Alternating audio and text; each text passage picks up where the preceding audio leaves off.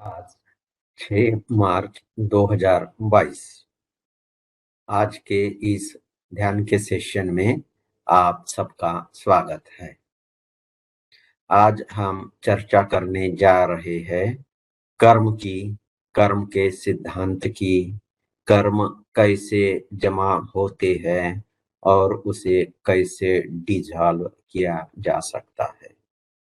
उसके बाद हम चर्चा करेंगे कि ध्यान क्या है, अद्वैत की स्थिति क्या है और समाधि क्या है, समाधि के क्या आयाम होते हैं।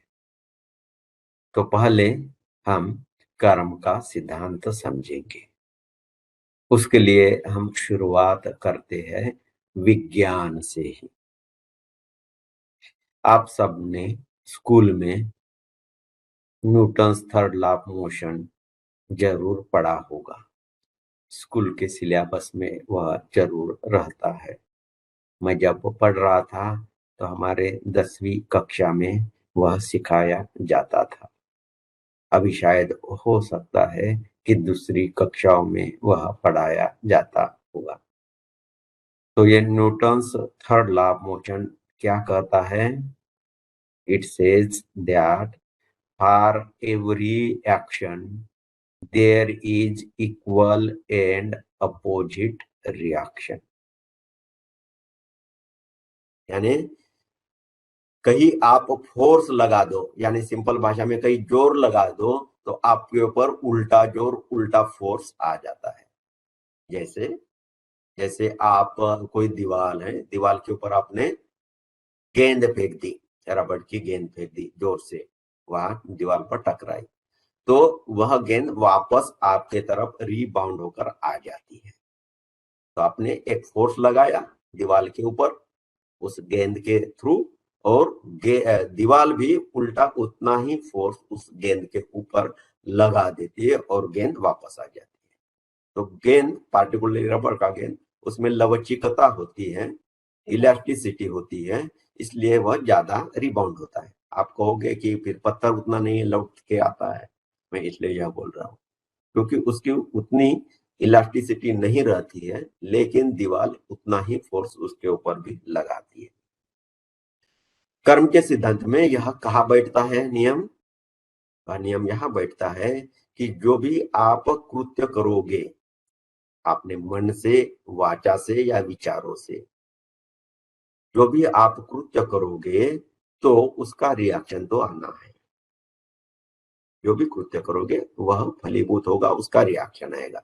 फलीभूत होना यानी रिएक्शन होना। तो ये तो सिंपल तरीके से हो गया, लेकिन कुछ फल आने के लिए टाइम लगता है, जन्मों जन्म भी लगते हैं। लेकिन जैसे हमने अभी तक सीखा कि हमें हायर डायमेंशन में प्रवेश करना है, स्पिरिचुअल डेवलपमेंट करना है, तो हमें शुद्ध होना ही है। मैली चादर छोड़ के हमें जाना है। चादर जो मैली हुई है, शरीर जो या जो भी हमारे सबकॉन्शियस माइंड में है, वह जब तक शुद्ध नहीं होता, वह क्लीन नहीं करते, हम परमात्मा के ऊर्जा के साथ एक नहीं हो सकते। यह इस प्रकार से है जैसा पानी। पानी में आप बर्फ डालोगे तो बर्फ वो तैरता रहेगा, टेम्परेचर कम रहेगा तो जल्दी पिघलेगा भी नहीं। लेकिन जब टेम्परेचर ज्यादा हो जाता है, बर्फ पिघल जाता है, तब बर्फ कौन सा और पानी कौन सा, उसका दोनों में हम फर्क नहीं कर सकते। तो जब तक बर्फ का स्वतंत्र अस्तित्व है, उसका अपना होना है, उसका अपना मैं होना है, अहम होना है, जब तक वह पिघलता नहीं है, पानी के साथ नहीं मिल सकता। हमारा भी वैसा ही है, हम में अहम है। इस अहम के वजह से हम उस परमात्मा के साथ एक नहीं हो पाते। तो हमें क्या त्यागना है? हमें अहम का विसर्जन करना है। अभी तक तो यहां तक बताते हैं, सब लोग बताते हैं, लेकिन विसर्जन कैसे करना है वह बहुत कोई बताते नहीं है। फॉर्चुनेटली हमारे पास वह भी टेक्निक है, थीटा की सबकॉन्शियस ब्लॉक क्लियरिंग टेक्निक है। उससे हम अपने अहम को भी विसर्जित कर सकते हैं। तो आप लोगों को वो ब्लॉक कैसे ढूंढना है, कैसे रिलीज करना है, इसके बारे में बताया गया है। और जैसे ही आप सब छोड़ देते हो या शरणागति भाव में आते हो या भगवान के रूल नियम के साथ चलने लगते हो, तो जीवन में चलते समय में भी आपको कुछ दिक्कतें नहीं आती है। आपके मन में यह प्रश्न नहीं आता है। जैसे Newton third law of motion क्या कह रहा था कि जितना आप फोर्स लगाओगे किसी चीज पर, इक्वल एंड अपोजिट फोर्स आपके ऊपर भी उतना आ ही जाता है। तो हम क्या किया जाए, जब ये विज्ञान का नियम है तो क्या किया जाए? उसके लिए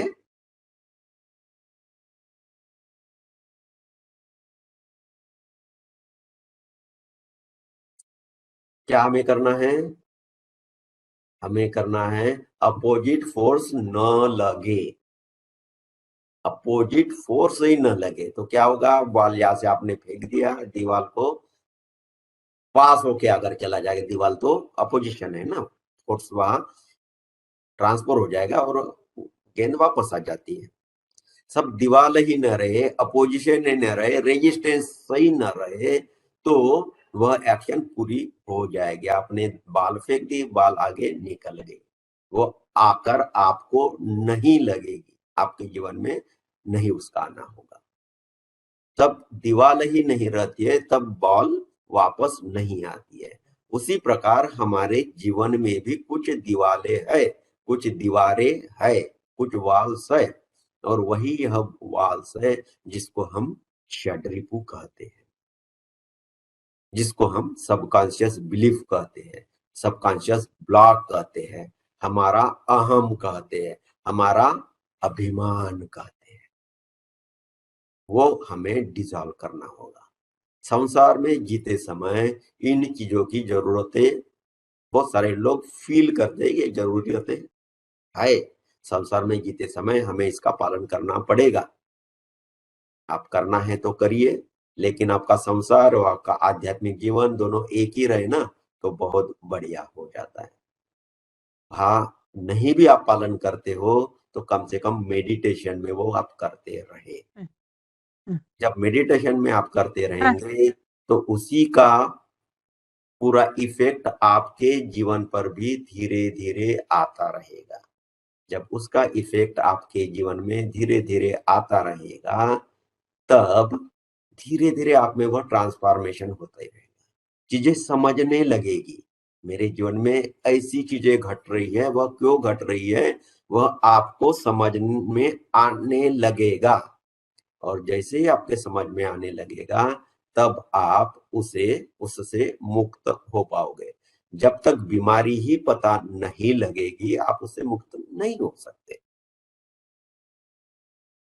तो जब आप मेडिटेशन में इसका अनुभव करते रहोगे, परमात्मा के साथ एक होते जाओगे, तब वही चीज धीरे धीरे आपके जीवन में भी आती रहेगी, और फिर आपका जीवन उस प्रकार का उच्च डायमेंशनल का, हायर डायमेंशनल का जीवन बन जाएगा। आप उसी प्रकार से दुनिया में बर्ताव करते रहेंगे, और यह एक प्रकार से आपकी आदत होते जाएगी। एनलाइटनमेंट है क्या और किस लिए है? उसका एग्जैक्टली मीनिंग तो यही है, एनलाइटनमेंट, यानी आप लाइट के रूप में आ जाए, प्रकाश बन जाए। जो भी शरीर में हो, शरीर के रूप में हो, यानी मटेरियल में हो, तो वो प्रकाश के रूप में परिवर्तित हो जाए। जब वह ध्यान की स्थिति आती है, आप अपने आप को प्रकाश के रूप में अनुभव कर लेते हो। सिर्फ प्रकाश के रूप में ही नहीं, कभी चेतना के रूप में भी आप अनुभव कर लेते हो, कभी प्रकाश के रूप में भी अनुभव कर लेते हो, कभी खुद को आप आनंद के रूप में भी अनुभव कर लेते हो। कभी प्रेम की वेव्स आपके अंदर से ऐसी बहने लगती है कि आपको ये अपना वो पराया, मैं मेरे लिए कुछ करूं, दूसरे के लिए न करूं, इस प्रकार का भाव आ जाता है।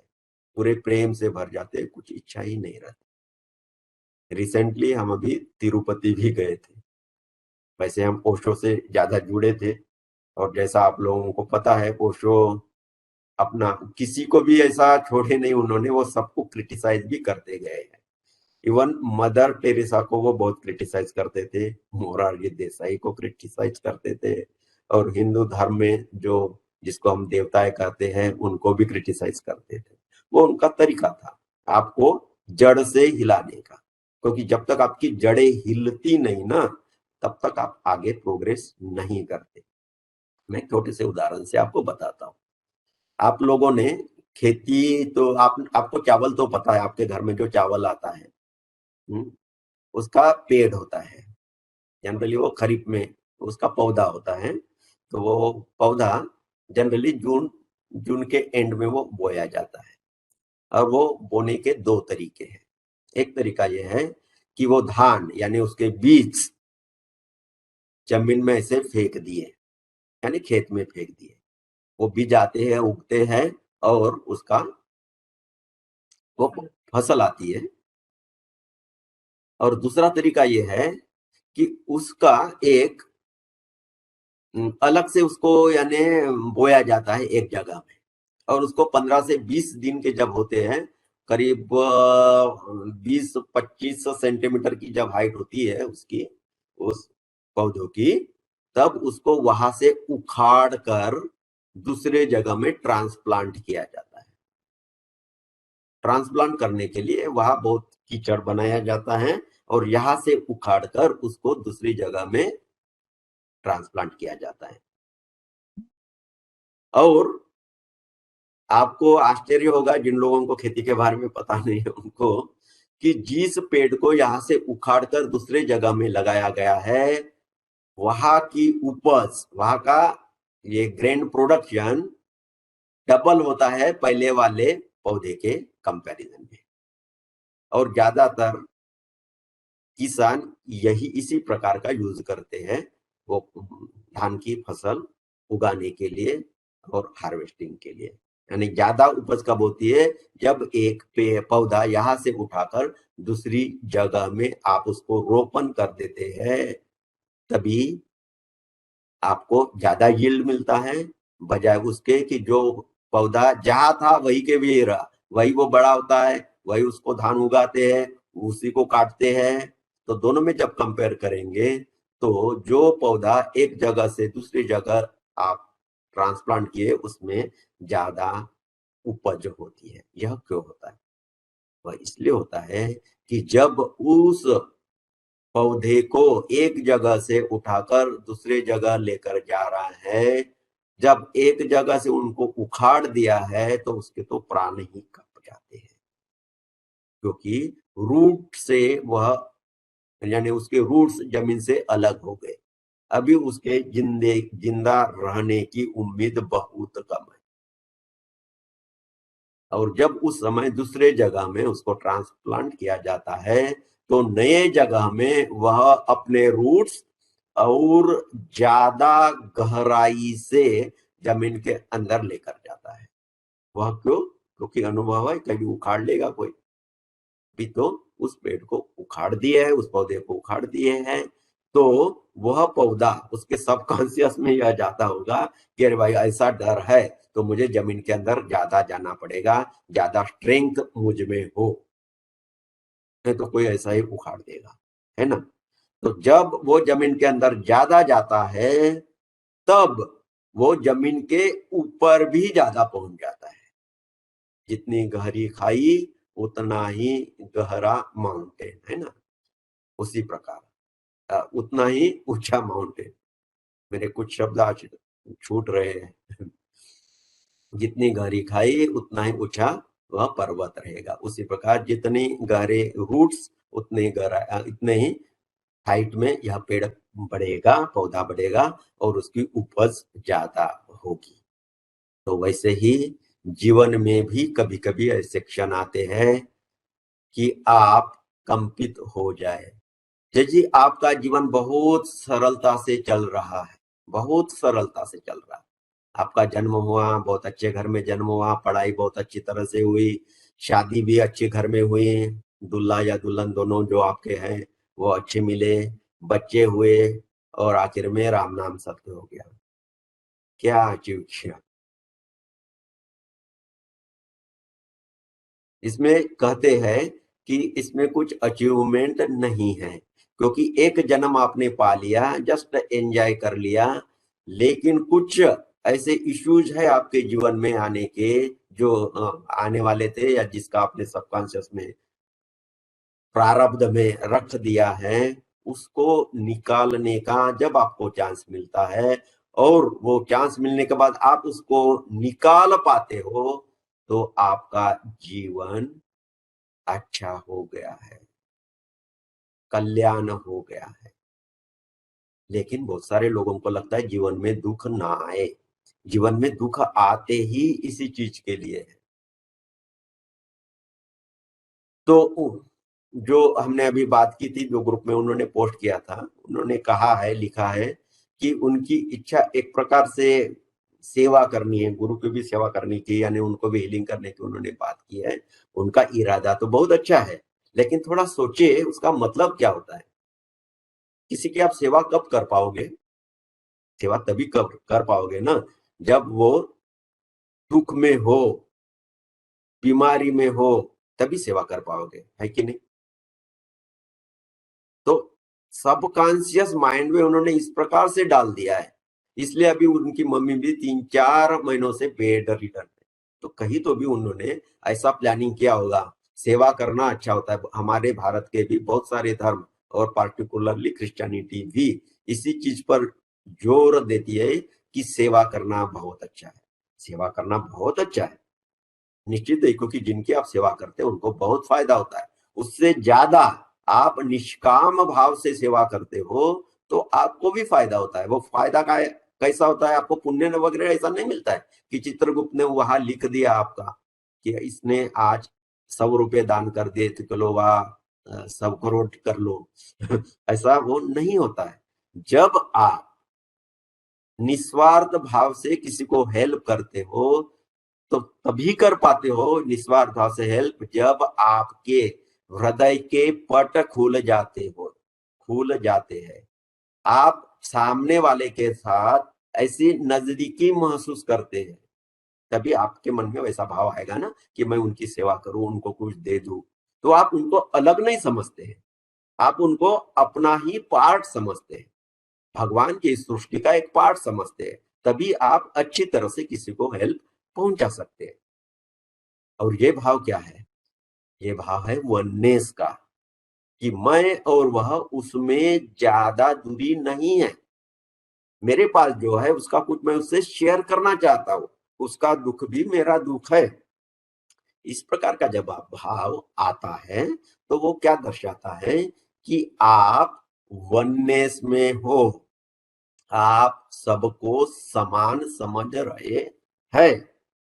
ये बात इंपॉर्टेंट है, ये बात पुण्य की है। ये नहीं कि मैं सेवा करूंगा तो मुझे फायदा मिलेगा।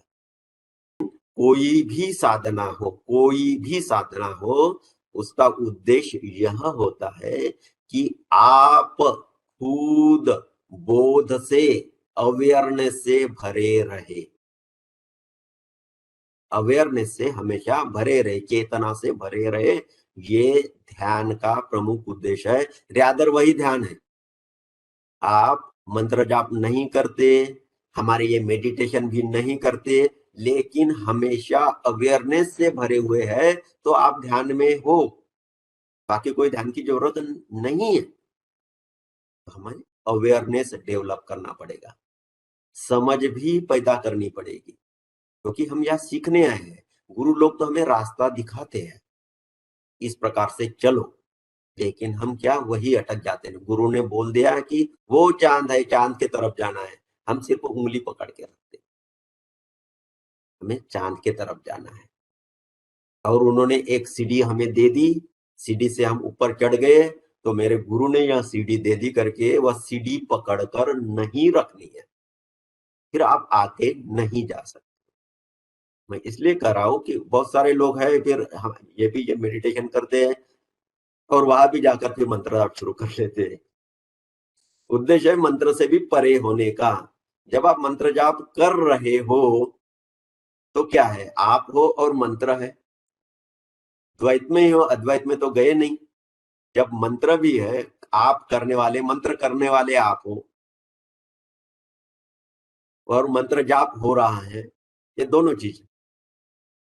जब दोनों अलग अलग है तो आप अद्वैत में गए नहीं, द्वैत में ही हो। दो है, आप है, आपका मंत्र जाप है, दो है। तो इसलिए आप ध्यान में गए नहीं।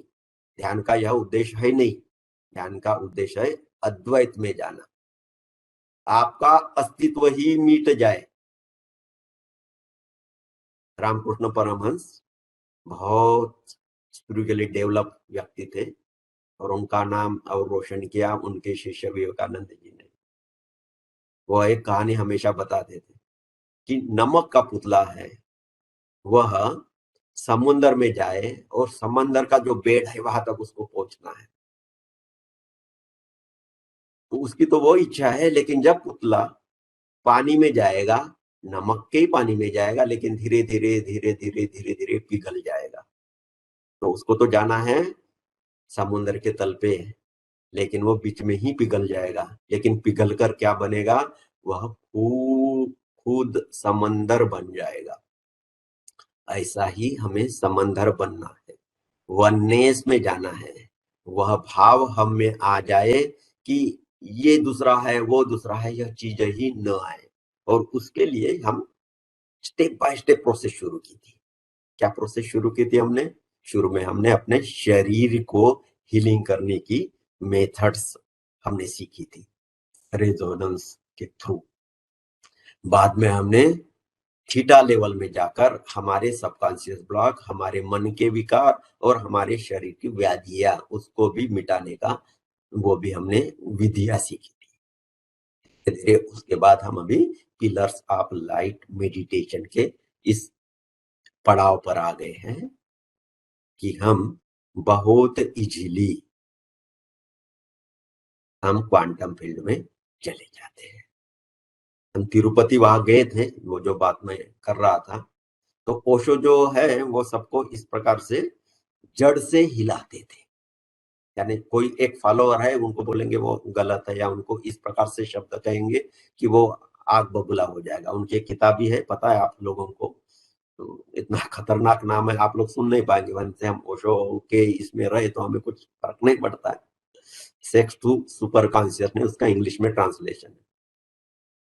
उन किताब का नाम होना था काम से राम तक, काम से राम तक।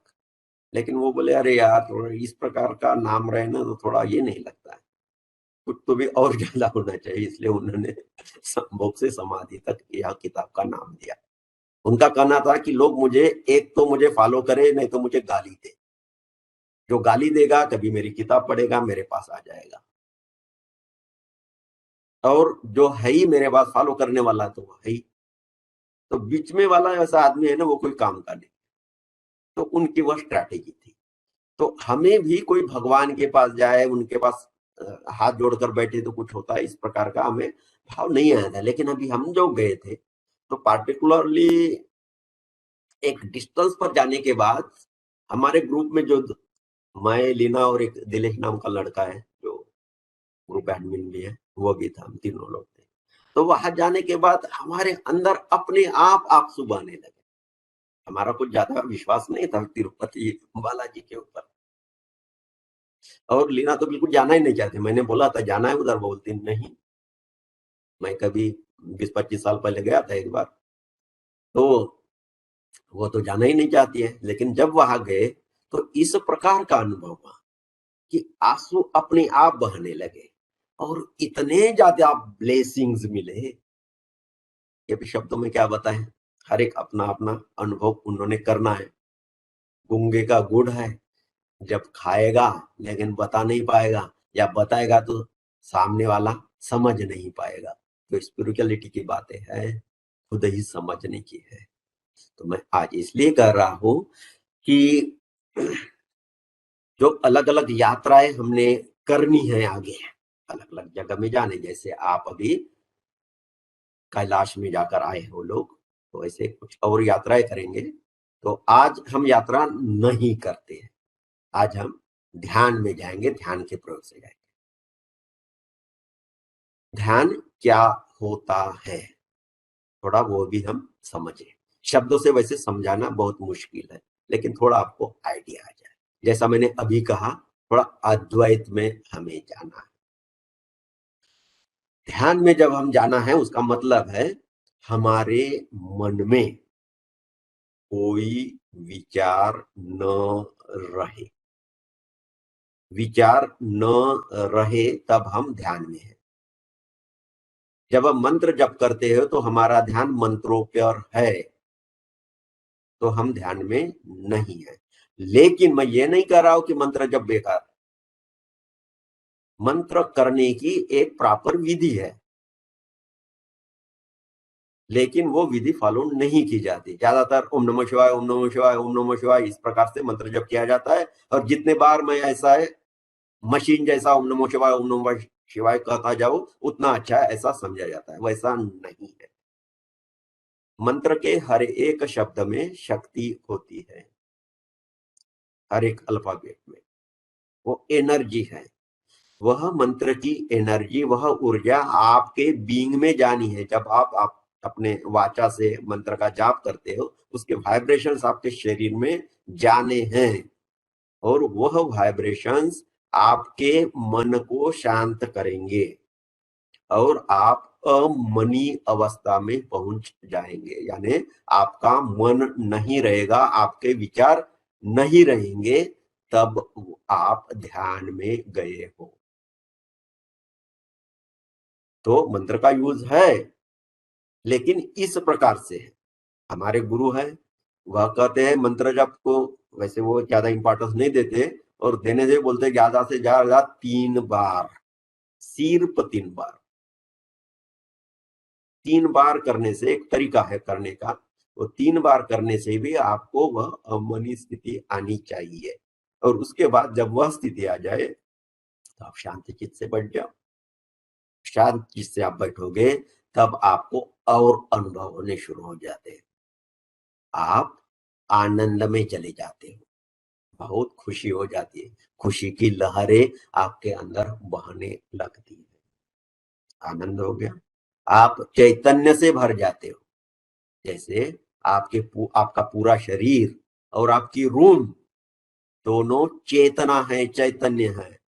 कुछ क्षणों के बाद आपको आपका शरीर और रूम का जो स्पेस है, आपका बेड है, उसमें कोई फर्क समझ में नहीं आता है। आप चेतना ही बन जाते हो। तो ऐसा चैतन्य का भी आनंद होता है। कोई इतना प्रेम से भर जाता है कि उसको यह मेरा यह तेरा ऐसा कुछ भाव ही नहीं रहता है। हमारी एक गुरु बहन है, उसको एनलाइटन प्राप्त हुआ घर में ही। तब वह बोलती है, जब मैं वहां से उठी, मुझे ध्यान ध्यान में उसको परमात्मा की प्राप्ति हुई। वहां से उठी तो मेरे सामने एक दूसरे समाज के लोग थे। जिस धर्म के यह है, वह हिंदू है, वह मुस्लिम धर्म की थी एक्चुअली, दूसरे लोग। तो ये हिंदू धर्म की है, वह दूसरे मुस्लिम धर्म के लोग थे उनके घर के सामने। तो ज्यादा इनका संबंध नहीं था। तो वो बोलती है, जैसा ही मैं ध्यान से उठी तो उस घर की तरफ मेरा ध्यान गया, और वहां एक बूढ़ी अम्मा थी। तो मुझे उनके प्रति बहुत प्यार आया। ऐसा अभी दौड़ कर जाओ, उनको गले लगाओ, इस प्रकार का भाव आया। फिर बोलती है, आसमानी पंछी उड़ रहे थे, उनको भी प्रति मेरे को बहुत भाव आया। यहाँ तक ठीक है, आप भी सुन रहे होंगे। फिर आगे और थर्ड बार वो कहती है, बाजू में एक कुत्ता रहता था, उस कुत्ते के प्रति मुझे बहुत प्यार आ गया और मैं दौड़ के गई, उसको गले के लगा दिया। तो जब आप ध्यान में जाते हो और समाधि में जाते हो, समाधि यानी क्या, सब एक रूप की, यानी सबके साथ आप एक हो जाते हो। मैं अलग दूसरा अलग ऐसा भाव ही नहीं रहता है। रैदर होने का भाव ही नहीं रहता है। ध्यान में जब आप और गहराई में जाते हो, जैसा मैंने कहा, आनंद की स्थिति में जाते हो, प्रेम की स्थिति में जाते हो, और वहां भी आप डिजॉल्व हो जाते हो, वो नमक के पुतले जैसे पूरा समंदर बन जाते हो, तो रहने के लिए क्या है, फिर दूसरा कुछ रहा नहीं अनुभव करने के लिए। फिर खुद ही आप खुद को अनुभव करते हो, और खुद ही आप खुद में ही लीन हो जाते हो। और उस समय आप कितना भी बैठे रहो, कोई समय का बोध नहीं रहता, कोई इच्छा नहीं रहती। इच्छा तो बहुत वो ध्यान के समय में वो निकल जाती है, लेकिन जब समाधि में जाते हो, ऐसे सच्चिदानंद की, ब्रह्मानंद का आनंद होता है वो, उसमें आप लीन हो जाते हो। तो धीरे धीरे फिर इस प्रकार की जब प्रैक्टिस करते हो, तो वही समाधि, वही ध्यान आपके जीवन में भी आना शुरू हो जाता है। इसलिए ध्यान की जरूरत है। ध्यान है एक क्रिया, उस स्टेज में जाने के लिए एक स्टेप है, एक टूल है। और ज्यादातर लोगों को ध्यान में सीधा नहीं जा सकते, जैसे ध्यान में जाएंगे बहुत विचार आने लगेंगे। इसलिए हमने इस प्रकार की यह मेथड आपको दी है, पिलर्स ऑफ लाइट। वह आप पिलर्स ऑफ लाइट बनाते हैं, तब डिविनिटीज की वह दिव्य चेतना वहां अवतरित हो जाती है। आप हायर डायमेंशनल बीइंग्स को, देवताओं को और असेंडेड मास्टर्स को बुला लेते हो, उनकी ऊर्जा का भी आप अनुभव करते हो। तब आपको क्वांटम फील्ड में जाने के लिए समय नहीं लगता है। और जब आप उस स्टेज में जाते हो, बैठे रहते हो, तो ध्यान से होते हुए आप समाधि में आराम से प्रवेश कर जाते हो। इसलिए हमने उस प्रकार की यह मेथड डेवलप की है।